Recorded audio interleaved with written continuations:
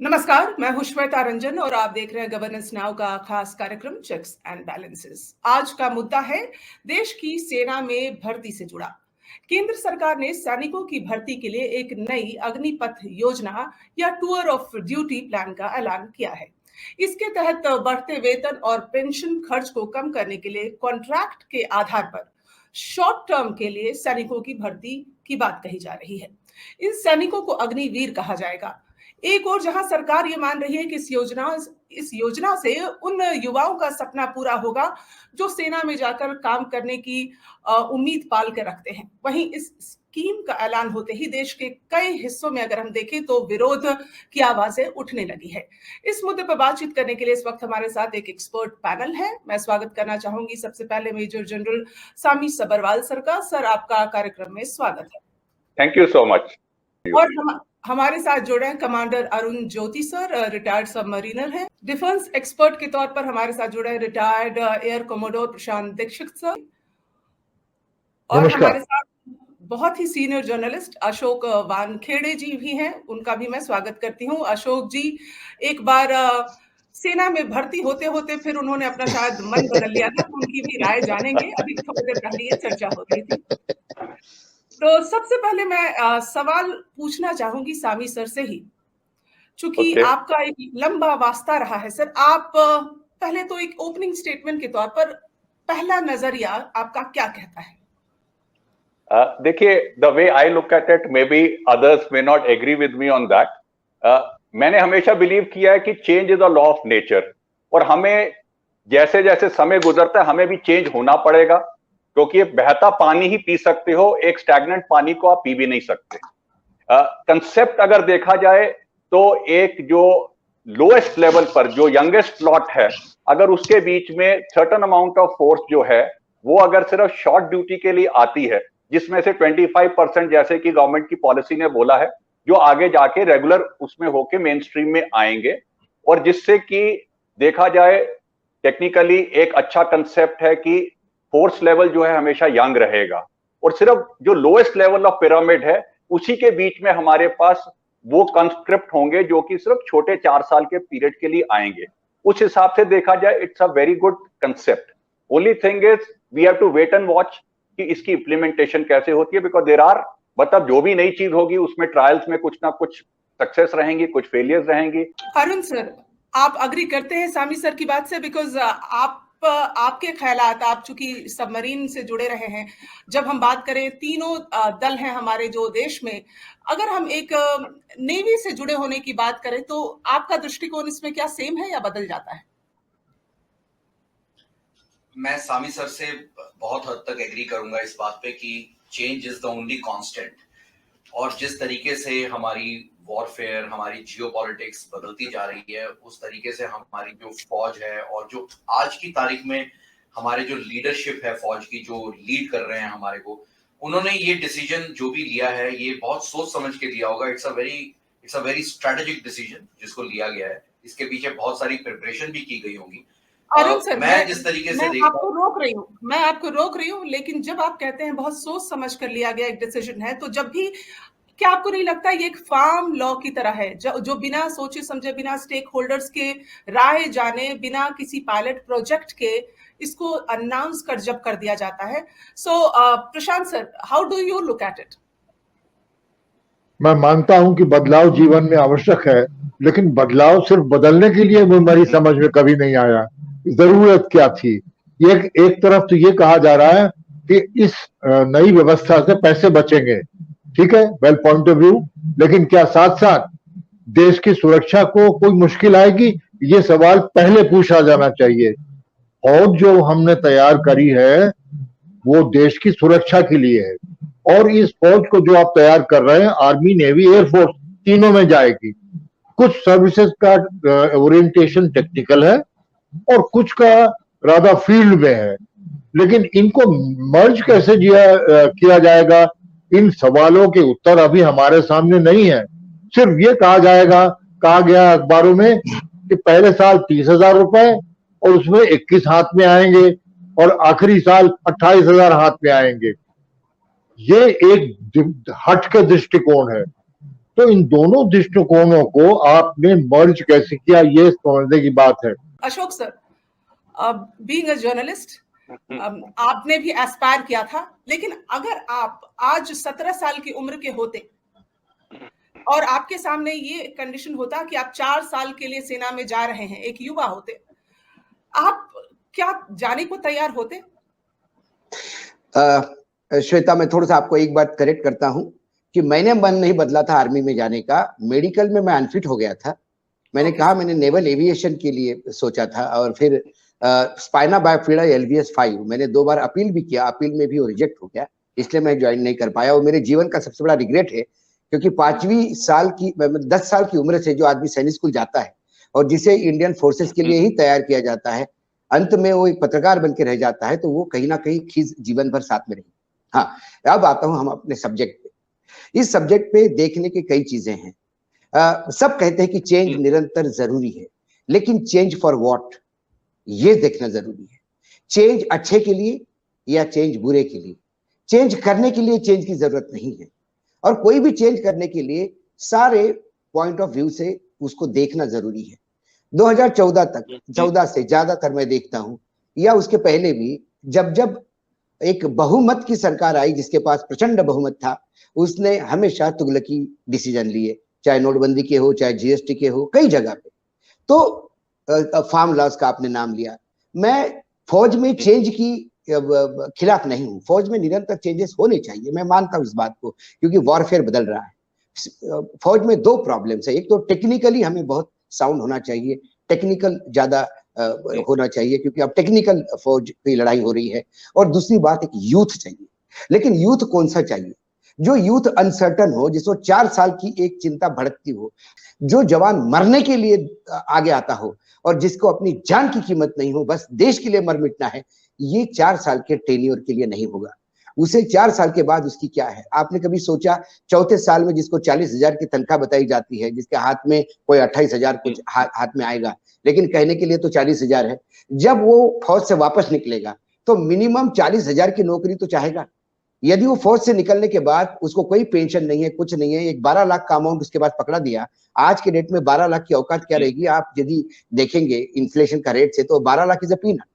यदि उसका वो अमाउंट लेके वो बाहर आता है और उसको पुलिस में, जैसा बाकी राज्यों ने अनाउंस किया कि हम पुलिस में प्रायोरिटी देंगे, अभी कोई प्रारूप इसका तय नहीं है, प्रायोरिटी देंगे। प्रायोरिटी में क्या होगा? उसको यदि 12,000 रुपए, 15,000 रुपए, 20,000 रुपए की नौकरी मिलेगी, तो क्या 40,000 का आदमी फौज में 4 साल अपनी जिंदगी देने के बाद क्या मिलता है उसको? तो 20,000 की नौकरी का एश्योरेंस। आज एनडीए में लोग जाते हैं, 12वीं के पास या 10th के बाद एनडीए की एग्जाम शुरू होती है, यूपीएससी की। जो एनडीए से बाहर निकल के आईएमए से जाता है, तब तक उसके पास एक डिग्री होती है। ये लोग 4 साल रहने के बाद इनको अभी 12वीं का सर्टिफिकेट देना कि नहीं देना, इसके बारे में सोच विचार चल रहा है। ये तमाम चीजें है, ये तमाम चीजें हैं जिसके ऊपर सरकार अभी खुद कंफ्यूज है। अब सोचेंगे, करेंगे, इसके ऊपर देखेंगे। मुझे लगता है कि कोई बड़ी चीज, और यदि आर्मी के लिए कोई आप बदलाव की बात करते हो, तो उसको फुल प्रूफ बनाना चाहिए। उसमें इफ एंड बट देखेंगे, बाद में क्या होता है सोचेंगे, उसके बाद तय करेंगे। ये ट्रायल एंड एरर मेथड करनी होती तो फिर पायलट प्रोजेक्ट लॉन्च करते, कि हम पहली बार एक 15,000 लोगों को रिक्रूट करेंगे, 4 साल देखेंगे क्या है उनका, 4 साल के बाद वो रिप्लिकेशन देखेंगे, उसके बाद हम आएंगे। एकदम जो फौज बाहर आएगी, 25% आप रिक्रूट करोगे, उसके बाद उसका क्या? ये सवाल सबके सामने है। तामी सर, मैं आप तक आना चाहूंगी। जैसे आपने अपने शुरुआती स्टेटमेंट में कहा कि change is required or change should be welcomed, but what kind of change do you think it will bring? Will it strengthen the army? देखिए, अगर हम देखते हैं 4 साल, और अगर हम 16 साल का एवरेज, एक जो जवान का 16 से 17 साल का अगर हम टाइम पीरियड लेते हैं रिटायरमेंट का, तो इसका मतलब अगर हम 100% भी जो 4 साल वाले जब 4 साल के बाद चारों लेयर्स पे आ जाएंगे, तो मैक्सिमम 22% ही जो सोल्जर होंगे लोएस्ट लेवल के, जो टेम्परेरी होंगे, जिसमें 25% को तो इन एनी केस परमानेंट मिल ही जाएगा। तो and look at it, army, when I speak, army is a very cohesive organization, क्योंकि मैं काफी लूज कमेंट्स सुने हैं कि वो अकेला कहां चला जाएगा, क्या करेगा। प्लीज अंडरस्टैंड वन थिंग, कि हम सबसे पहले, देश बहुत बाद में आता है, हमको सबसे पहले अपनी पलटन की इज्जत प्यारी होती है, और हम अपनी जान देते हैं उस पलटन की इज्जत के लिए। Yes, everybody wants a permanent job, लेकिन आज की डेट में वो माहौल नहीं है कि हम इतना अनलिमिटेड एक्सपेंस कर पाए। और मेरे हिसाब से अगर देखा जाए कि अगर आज एक जवान जो सिलेक्ट होता है इस स्कीम में, तो एक 100 जवान कम से कम ऐसे भी हैं जिनको सिलेक्शन नहीं मिल पाया। So these people are at least better than those 99 who did not get selected in the first year. और 4 साल जैसे आपने एक क्वारंटीन के तौर पर बात करते हैं, लेकिन वो स्थिति तब आती है जब हमें पता है कि हमें अपना पूरा जीवन सेना के लिए लगाना है। तो नहीं वो श्वेता, देखो श्वेता, उसमें मैं आपसे आई स्लाइटली डिसएग्री विद यू कि अगर सिर्फ ये कि मैंने पूरा जीवन लगाना है तो मैं अच्छा काम करूंगा। My counterparts who are here, they would have seen what happens in public sector undertakings. जितने पब्लिक सेक्टर अंडरटेकिंग में जिनको एक बार सरकारी जॉब परमानेंट मिल जाता है, उनकी एफिशिएंसी रह जाती है 10%। जो वहां कंट्रैक्चुअल है 90% काम वो कर रहे हैं। और मैं आपको फौज का भी एक लाइव एग्जांपल दूंगा। अगर आप टेरिटोरियल आर्मी को देखो, मैं जब श्रीनगर में था 2001 में, तो उस समय जो टेरिटोरियल आर्मी के जो जवान थे who were guarding the BB camp, उनका जोश, उनका जज्बा, जबकि उनको पता था कि वो सिर्फ 11 महीने के कंट्रैक्चुअल में है, मुझे उनमें कोई कमी नजर नहीं आई। बल्कि मैंने अपने जीटू को बोला, मैं कहा मेजर सुदीप, मेरे हिसाब से इनके जो आधे से ज्यादा जवान ऐसे हैं who are better than the regular soldiers. Look at it from a different perspective. मेरे पास 4 जवान आते हैं एक साल में, और उन 4 में से मैंने एक बेस्ट को रखना है 4 साल के बाद। I'm actually doing a deep selection and keeping the best. So I don't think we should get too unduly perturbed कि आगे क्या होगा, क्योंकि हम जब 4 साल की भी फिगर पूरी एक बटालियन में भर जाएंगी तो वो सिर्फ 15 या 18% से ज्यादा नहीं होंगे। So it is not going to make a major change in the organizational structure of the army. The coherence of the army will still remain. That is what I would like to say. Arun sir, this is also raising the question कि जो हमारे सैनिक होंगे, they will be risk averse. वो risk से बचना चाहेंगे क्योंकि उनके सामने 4 साल बाद एक नए जॉब की चुनौती होगी, उसको भी पाना है। तो और जब सैनिक होता है, उसको पता है उसका परिवार सुरक्षित है, उसके परिवार की देश जो है, सरकार जो है वो रक्षा करेगी। यहाँ 4 साल बाद क्या होगा, इसको लेकर एक कहिए कि इनसिक्योरिटी का माहौल है। श्वेता, मैं आपको एक दो चीजें बताना चाहता हूं जो कि मैंने अभी तक नहीं पढ़ा, बहुत दिनों से जो भी ये डिबेट चल रहा है। एक तो फौज के अंदर, हर एक फौज के अंदर अलग अलग ट्रेड स्ट्रक्चर होते हैं। तो आदमी का इंडक्शन किस ट्रेड में किया जाएगा, उसका यूटिलाइजेशन किस तरह से किया जाएगा, ये भी एक पॉइंट है। इसीलिए मैंने बोला था कि जब फौज ने इसके ऊपर डिसीजन लिया होगा, तीनों सर्विसेज ने, तो उन्होंने एक बहुत ही डीप स्ट्रेटेजिक थिंकिंग करके इस चीज को एक्सेप्ट किया होगा कि हाँ, हम इस स्कीम को सक्सेसफुल कर पाएंगे। और या जैसे जैसे ये लोग हमारे पास आते जाएंगे, इसमें से जैसे कि जनरल सामी सर ने बोला कि इनका एक डीप सिलेक्शन हो जाएगा और 25% हमारे पास रह जाएंगे, 75% निकल जाएंगे। दूसरा पॉइंट जो बहुत इंपॉर्टेंट है कंसिडर करने के लिए, 17 साल की उम्र में बहुत से बच्चे, बहुत से लोग, अब जैसे हम लोग एनडीए चले गए, हम वहां पे जाके कमीशन हो गए और आगे निकलते चले गए। मेरे को एक बहुत क्रिटिकल इंजरी हो गई थी जब मैं एनडीए में अपने 3rd टर्म में था, और इतनी क्रिटिकल इंजरी थी, इट वाज लाइफ थ्रेटनिंग, और मेरे को आगे का कोई रास्ता सूझ नहीं रहा था। और उस समय में मेरे को एक तरीके से मेरे को ये सिचुएशन पे आ गया था। और जैसा कि हमारे जर्नलिस्ट साहब ने एडमिरल भोकरे का नाम लिया, वो मेरे पहले एग्जीक्यूटिव ऑफिसर थे सबमरीन्स में। तो हम वापस किस तरह से आए और किस तरह से एक अनसर्टेन लाइफ को फिर से सर्टेन बनाया, ये सबके जिंदगी में ऐसे ऐसे मोमेंट्स और पल आते हैं। 17 साल का लड़का अगर 4 साल के लिए फौज में आता है, फौज उसको एक बहुत ही बेहतरीन ट्रेनिंग दे सकती है। 6 महीने की ट्रेनिंग के बाद 3.5 साल का अगर उसके पास एक ऑप एक्सपीरियंस होता है, ऑपरेशनल एक्सपीरियंस, जिसमें वो किसी भी ट्रेड में जाए, कोई भी ट्रेड में जहां पे हम उसको यूज करें, जब वो 21 साल की उम्र में बाहर निकलता है, वो एक अलग तरीके की इंडस्ट्री के लिए परिपक्व होकर निकलेगा। जैसे अब जब हमने फौज छोड़ा था तो मैंने 43 की एज में छोड़ा था, बहुत अनसर्टेन था लाइफ, लेकिन उसके बाद मैंने एक कॉर्पोरेट कैरियर को स्टिच किया और उसमें आगे निकला। इसी प्रकार से सभी लोगों को ये चीजें, इन चीजों के ऊपर विचार करना पड़ेगा। और एटलीस्ट आज के तारीख में आपके पास एक 48,000 जॉब्स की एक वैकेंसी आपके हाथ में दिख रही है, जिसको कि लोग यूटिलाइज कर सकते हैं। Rather than not having anything, आपके पास कुछ तो है, और प्लस आपको इंडियन आर्मी, इंडियन नेवी और इंडियन एयरफोर्स एक श्योरिटी दे रही है कि हम आपको ट्रेन करेंगे, आपको यूटिलाइज करेंगे, आपको रेडी कर देंगे for another life. I think those factors also should be considered. Shweta, मैं कुछ कहूं? जी प्रशांत सर, मैं अपना सवाल पूछती हूँ, फिर आप उसमें ऐड कर सकते हैं। बताइए। एक तो सबसे पहली बात ये आती है कि नेशनल सिक्योरिटी के साथ क्या ये एक किस्म का उसके जो मापदंड है उसके साथ क्या ये समझौता होगा? क्या हमारा देश खुद को डिफेंड कर पाने की स्थिति में होगा? क्योंकि हमारे जो पड़ोसी मुल्क हैं हमारे आसपास, उनसे हमारी बहुत अच्छी दोस्ती भी नहीं है। तो क्या हम जो एक टारगेट कर रहे हैं कि युवा सेना हमारे सामने होगी, वो सेना 6 महीने की ट्रेनिंग पीरियड में क्या इतनी मुस्तैद, इतनी दुरुस्त, इतनी चुस्त हो जाएगी कि हम अपने देश की सुरक्षा का जिम्मा उनको सौंप सके? कभी कभी मुझे लगता है कि ये इन सवालों के उत्तर आसानी से मिलेंगे नहीं, क्योंकि ये जो कदम उठाया गया है वो इन सब गहराइयों से हटके कुछ और दिशा में से गया है। मुझको लगता है कि ये भारत सरकार का यह व्यू है कि शायद हमें पैसों में थोड़ी बचत करनी चाहिए। अखबारों में हम पढ़ते रहे हैं, पेंशन पे काफी टिप्पणियां हो रही हैं। तो एक दृष्टिकोण ये है कि अगर 4 साल आपके यहाँ आदमी काम करेगा और 7-8 महीने में काम करने लायक हो जाएगा, हम उसको 3-1 साल यूज करेंगे और उसको थोड़े पैसे देके घर भेज देंगे। इससे काफी बचत होगी जो कि हम और चीजों में उपयोग में ला सके। लेकिन आपने एक सवाल पूछा, रिस्क अवर्स, ये फीलिंग ऑफ रिस्क अवर्स आती है। हम कितने भी वीर हों, कान के पास से अगर गोली निकल जाए तो याद आता है, अगर आपका पड़ोसी सोल्जर वापस ना आए मैदान से तो हमेशा दिल में बात लगती है। तो हमें अपने आप को झुठलाना नहीं चाहिए, यथार्थ पे रहना चाहिए। दूसरी बात है, अशोक जी ने कहा कि 17 साल का लड़का उत्साह से आ जाएगा। 17 साल की उम्र में क्या वो साइंस सब्जेक्ट पूरे पढ़ पाएगा? ये सवाल किसी ने अभी तक नहीं पूछा। तो अगर वो नेवी या एयरफोर्स या इवन आर्मी की हाईटेक जॉब्स में जाएगा तो साइंस की जानकारी निश्चय जरूरी है, उसको आप अवॉइड नहीं कर सकते। और even in the going on the paramilitary forces में भी आजकल इन सब विषयों की जानकारी है। आपकी इंसास राइफल के पुर्जे क्या 5 मिनट में कैसे बने, ये भी जानकारी चाहिए। छोटी बात कह रहा हूं।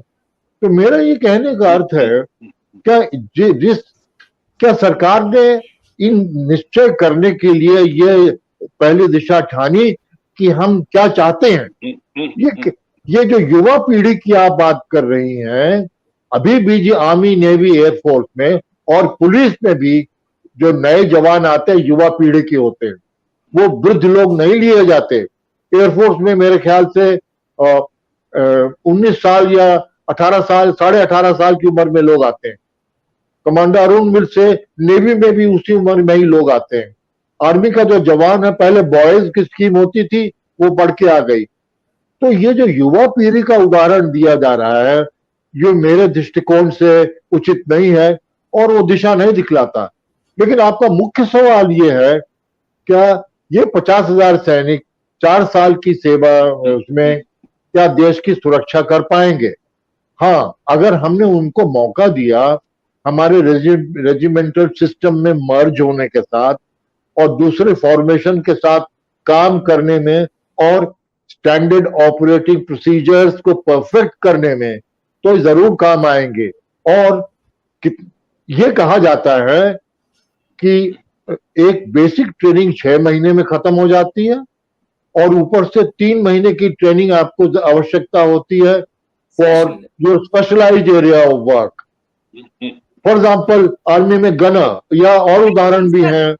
सर, जैसे अगर 9 महीने सपोज आपको लग जाते हैं ट्रेनिंग में, प्लस आपका एनुअल छुट्टी अगर 90 दिन की है, तो 3 साल में आप 270 दिन की छुट्टी लेते हैं, विच मीन्स कि एक साल आपकी छुट्टी में चली गई, 4 साल में से छुट्टी में चला गया, फिर 1 साल आपकी ट्रेनिंग में लग गया, तो बचा 2 साल। तो 2 साल की सेवा करने में 2 साल देने के लिए ही बेसिकली आप आएंगे। और जब आप बाहर निकलेंगे तो आप जिस तरह से कॉम्बैट ट्रेंड हैं, तो क्या उससे जो हमारा समाज है उसका सैन्यीकरण हो जाएगा?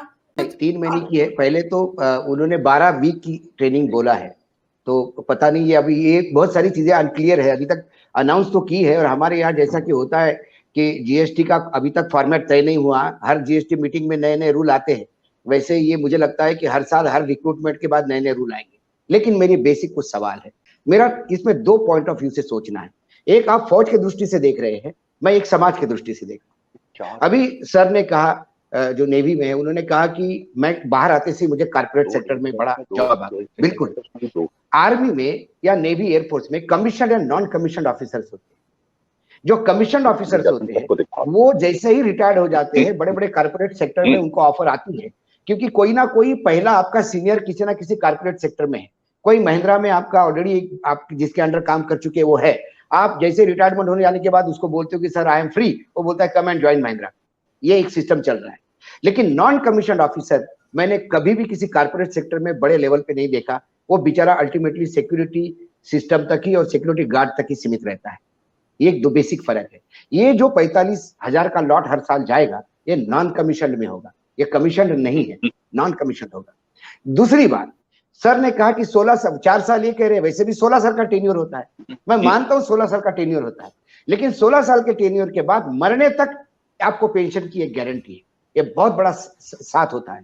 आपको आर्मी से पेंशन मिलती है, आप घर में आपके 5 एकड़ भी खेती है, उसके ऊपर आप अच्छा खासा जीवन जीते हो। आपको मेडिकल फैसिलिटीज मरने तक अवेलेबल होती है। कई आपके सैनिक कल्याण बोर्ड है, जो आप थोड़ा सा बीमार हो जाता है सैनिक, तो उसको तुरंत केयर करने के लिए सारे हॉस्पिटल्स में सुविधा होती है। ये सारी सुविधा जब आप आंखों के सामने देखते हो, ये भी देखते हो कि मैं मर गया, कल शहीद हो गया, तो मेरे परिवार को देश अकेला नहीं छोड़ेगा। मेरी पेंशन मेरी परिवार को जाती है, मेरा पूरा परिवार के साथ होगा। लेकिन ये जो 4 साल के लिए जा रहे हैं, इनको यदि कैजुअलिटी हो गई 4 साल के बीच में, तो वो 4 साल तक की ही तनख्वाह मिलेगी। 4 साल बाद फिर उसका परिवार भूल जाए कि वो कभी आर्मी में था। उसको रिटायरमेंट के बाद यदि बाहर नौकरी नहीं मिली या सिक्योरिटी गार्ड की नौकरी मिली, तो क्या करेगा? उसके बाद टेक्निकल तो कोई है नहीं, और 4 साल के इस पे क्या कहा जाएगा? ये ऐसी कई चीजें हैं जो आपको देखने को मिली है। क्या वो टीचर बन सकता है? क्या वो गवर्नमेंट में क्लर्क बन सकता है? हाँ Ashok ji, I will just like to correct you here कि government is giving without any premium का एक इंश्योरेंस लगभग 50 लाख का दे रही है, 48 लाख कुछ फिगर है। तो इन केस सर मैं यदि बैंक में अकाउंट मैं बैंक में अकाउंट खोलता हूं, मेरे को डेबिट कार्ड मिलता है, वो डेबिट कार्ड के साथ मुझे 25 लाख का 20 लाख का इंश्योरेंस मिलता है। Insurance is not the thing, it is the life long. हमने देखा है कि कहीं जब डेथ होती है किसी भी आर्मी के यहाँ, कि कितना इंश्योरेंस होता है। अभी मेजर ताथौड़े जो कारगिल में मारे गए, ही वाज माय क्लासमेट, उनको एक पेट्रोल पंप मिला, तो उसका परिवार वो पेट्रोल पंप और पेंशन और सैलरी के भरोसे बच्चों को पढ़ा पाया है। 40 लाख का इंश्योरेंस मिलने से क्या आपको लगता है कि 17 साल का लड़का जो 4 साल के लिए गया, उसकी रिटायरमेंट की आर्मी की जो फौज की रिटायरमेंट की उम्र है वो 22 साल की हो गई, और इस 22 साल में यदि वो डेथ होती है तो वो 40 साल उसकी पूरे टेन्योर में उसके परिवार का कितना ख्याल रखेगी? थोड़ा ये भी तो देखिए आप। हाँ, ये तमाम चीजें होती है। सामी सर, आप कहिए सामी सर। आप या अशोक जी, मैं आपसे काफी हद तक सहमत हूं, बट प्लीज अंडरस्टैंड कि money can not compensate everything. जब मैं आईएमए के फाइनल टर्म में था, तो मेरे एक इंस्ट्रक्टर ने एक चीज बोली थी जो मैं आज रिपीट करना चाहता हूं इस फोरम में। उसने कहा, आप लोग फौज में आए हो, अगर पैसा देख के आए हो तो गलत जगह पे आए हो। उन्होंने 1981 में बोला था कि अगर आपने पैसे कमाने तो पान की दुकान खोल लो, you will make more money than a commissioned officer. और जब उस समय मेरे को लगा ये क्या मजाक कर रहे हैं, और काफी later in life I realize कि उस समय जो मेरे को 81 में जो एक सैलरी मिलनी शुरू हुई थी, अ पान वाला was actually making more money than me, but there is a इज्जत, there is a honour which we get in the armed forces. And just let me complete please, I just want to add one thing कि हम अगर सिर्फ इनको इन अग्निवीर को एक commodity की तरह देखेंगे, then yes we are looking at a commodity. I am looking at a Agniveer कि अगर मैं आज बटालियन का कमांडिंग ऑफिसर हूं, मेरे पास एक जवान आता है, चाहे वो 4 साल के लिए क्यों ना रहे, वो मेरी एक रेजिमेंट का एक सिस्टम बन जाएगा। यानी वो जब तक मरेगा नहीं तब तक वो एक रेजिमेंट का एक अभिन्न अंग रहेगा। जैसे आज भी मैं रिटायरमेंट के बाद अपनी रेजिमेंट का एक अंग हूं, और वो एक रेजिमेंटेशन जो है ना, वो जो इज्जत जो शोहरत देती है, उसको हम पैसे से नहीं कंपनसेट कर सकते। And look at it from a different perspective कि at the age of 21, if you're joined at 17, 21 में when most people are still looking for job, he has actually become a well-molded personality, fit to go into the system, into the country as a young leader जो जहां जाएगा successful रहेगा. Plus he has a reasonable corpus with him कि अगर, क्योंकि देखो हमारे जो सैनिक आते हैं वो एक लोअर स्ट्रेटा यानी रूरल एरिया से आते हैं, वो दिल्ली बॉम्बे से नहीं आएंगे.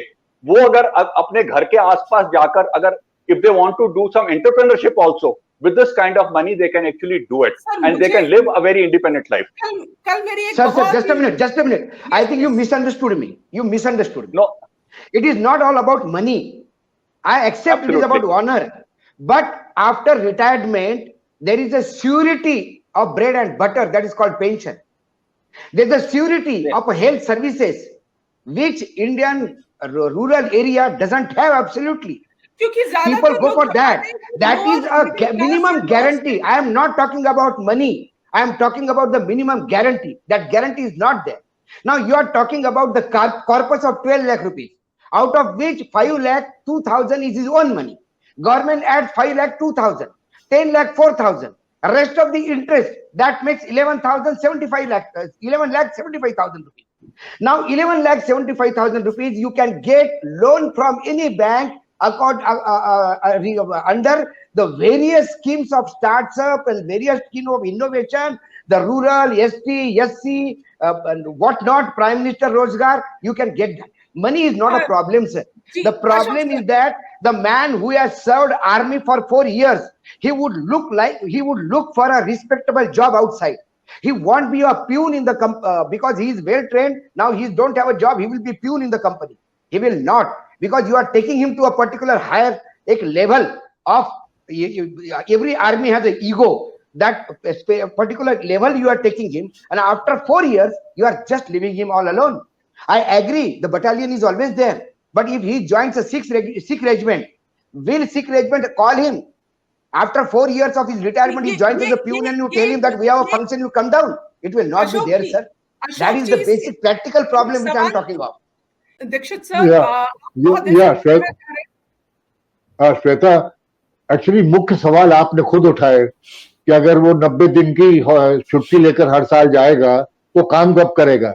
मैं थिंक मुख्य मुद्दा यही है, क्या 4 साल के लिए is it worth it. Ashok ji, I think, described it that they come from rural backgrounds and how will they come. My larger issue is nobody seems to question the basic question or the answer. So why the heck are we changing? Are we changing to save money? And if so, how much is that? And will, given some, Ashok ji says that money is not all the debates was centering around money. Money is material, Shweta. You can't escape money. Yes, we can all survive on our laurels. I'm a gallantry award holder. Fine, agreed. The government give me some grant. I don't have to pay income tax. Let me share with you. But that doesn't mean the life comes to an end. I had to, after my retirement, I had to take a job to augment my income and way of life. Shweta, the entire exercise is built upon 1.75 lakh crore rupees pension bill. That has burdened the government lot, and government who was fighting for one rank, one pension. I still remember VK Singh becoming a politician from army background and was fighting for that. And the Modi government took entire credit that they are there to look after the army people and everything. Now that has become a burden on them. The VK Singh, who is a member of a cabinet, he was heading the army. He should have been taken into confidence. But when the question is asked to him, he said, I only came to know through the newspaper what has happened. And I don't know why government has done this. If the member of a cabinet who is himself put in dark, then who has put in all exercise, I have a doubt. The other thing, again, I am telling you, I have spoken to the various chief ministers also. They say we have announced, all BJP chief ministers have announced that the police recruitment or the paramilitary recruitment, they will give priority to this. Now, the question priority is a very undefined subject. Priority at what percent? What percent? We have already got reservations of ST, SC, so many things. Out of that, if you give a priority, somebody is going to go to the So the Supreme Court. guidelines are Say- not clearly drafted. There's No, nothing. And it is for the sake of saying. They have just said because there is a lot of agitation. Unemployment का rate क्या है? McKinsey का report है मेरे पास पड़ा हुआ, अभी latest report. 2030 तक हमारे यहाँ 9 करोड़ अनएम्प्लॉयड यूथ होंगे। 2030 तक 9 करोड़ अनएम्प्लॉयड यूथ, वो भी नॉन एग्रीकल्चर बता रहा हूं मैं, जो एग्रीकल्चर का इसमें एम्प्लॉयमेंट पकड़ा नहीं इंक्लूडेड नहीं है। अब जो 2014 से 2024 तक 10 लाख सरकारी ऑब्जर्व कर रहे हैं, ये 10 लाख अभी बोला है कि 2024 के स्टार्टिंग तक हम 10 लाख लोगों को ऑब्जर्व करेंगे सेंट्रल गवर्नमेंट। यदि सरकारी नौकरियां 10 लाख 10 साल में मिलती है तो 1 लाख 1 साल में, तो 9 करोड़ के लिए 900 साल लगेंगे अपने। आपको अच्छे ट्रेनिंग ही चाहिए तो आप एनसीसी कंपलसरी करवाइए। एवरी स्कूल वेदर प्राइवेट और गवर्नमेंट, एनसीसी कंफर्म करवाइए आप। NCC also helps. एनसीसी में बच्चा 5वीं 6वीं से मार्चिंग करना शुरू करता है, वो ड्रेस पहनता है, उसमें तभी से आता है। आप एनसीसी कंपलसरी करो ना। आप जब तक ग्रेजुएशन तक एनसीसी कंपलसरी करो, ग्रेजुएट के बाद जो लड़का निकल के आएगा वो खुद डिसिप्लिन होगा। ऐसी कई चीजें जो सरकार कर सकती है। सरकार को 1,75,000 करोड़ का जो बजट है डिफेंस का, वो सरकार को सर पे आया है। और ये मेरा दुर्भाग्य है मेरे देश का कि मेरे देश की आर्मी यदि बोझ बनती है सरकार पे, तो सरकार ने अपने बहुत सारे फिजूल खर्चे बंद कर देने चाहिए जो जरूरी नहीं है। अशोक जी, जो आप लोग जो आप 1 करोड़ रुपए जो आप फ्री में देते हो, आप मतदाताओं को बोलते हो कि हम फ्री में अनाज देंगे, हम मतदाताओं को बोलते हो कि हम 1,000 रुपए देंगे, साइकिल देंगे। श्वेता, तमिलनाडु में जाके देखिए, बच्चा पेट में रहता है, माँ के तरफ से पैसा मिलता है उसको, वो मरने के बाद भी उसको मरने का पैसा मिलता है। ये फ्री बीज जो है ये बंद करे तो हमारी आर्मी को हम इससे डबल दे सकते हैं। आर्मी का पैसा बर्डन हो गया, इसलिए आप उसमें कटौती मत करिए, आप अपने में कटौती करिए। 100 करोड़ रुपए तो खाने का खर्चा होता है 5 साल में प्रधानमंत्री कार्यालय का, करिए खर्चा उसका, कटौती उसमें। अशोक जी, मैं आपको यहाँ रोकूंगी क्योंकि we are running against time, लेकिन मैं फाइनल स्टेटमेंट सामी सर से ले लेती हूँ बिकॉज आप बहुत देर से सर कुछ कहना चाह रहे हैं। Two, three things. Firstly, I was additional director general of NCC, as you are aware, Bihar Jharkhand का था. I had 95,000 cadets under me. And I will tell you कि उस समय जब मोदी जी क्या कहते हैं दिल्ली में आए थे, ये 2017 की बात है, तो उस समय क्योंकि हमने आज की उस समय था 12 लाख कैडेट्स हर साल ट्रेन हो रहे थे, तो हम 12 से 15 पे जा रहे थे। तो मोदी जी ने पहला सवाल ये किया कि आप 15 पे क्यों सीमित हो, आप 25 पे क्यों नहीं जाते, 50 पे क्यों नहीं जाते, आप सारे बच्चों को क्यों नहीं ट्रेनिंग देते। The problem which came up was कि the arm forces did not have the infrastructure. Ashok ji, आप बिल्कुल सही बोल रहे हैं। अगर basically if we look at it कि हमने पूरे देश को एक मिलिट्री डिसिप्लिन वाली ट्रेनिंग देनी है, तभी हमारा देश आगे जा सकता है। The second thing which comes up is कि yes, there are going to be 7, 8, 9 crore people unemployed, लेकिन कोई भी गवर्नमेंट, चाहे वो यूनाइटेड स्टेट्स ऑफ अमेरिका की क्यों ना हो, वो इतने लोगों को पेंशनेबल जॉब नहीं दे सकती। It's just not possible. We have to change the mindset from नौकरी टू एंटरप्रेन्योरशिप। जो आज एंटरप्रेन्योरशिप में जाता है वही आज कुछ कमाल कर सकता है, और उसके लिए जो है माइंडसेट हम सबको चेंज करना पड़ेगा। It is a baby step the government has taken. Let's not be a naysayer to begin with. There will be flaws, there will be, आप कोई भी नई दिशा में जाओगे कुछ ना कुछ सेटबैक्स आएंगे, और हमने उन सेटबैक्स को साथ साथ इंप्रूव करके, इंप्रोवाइज करके, ओपन माइंड के साथ अगर हम जाएंगे, I am sure we will get better solutions. It looks nice to spend more on the defense. As a defense personnel, I would also like कि आर्म फोर्सेस की modernisation, हर चीज के ऊपर ज्यादा पैसा खर्च किया जाए, लेकिन अगर पैसा सीमित है, अगर सरकार के पास सिर्फ 100 रुपए हैं तो 99 रुपए सिर्फ फौज के ऊपर नहीं खर्च कर सकती। We have to be pragmatic.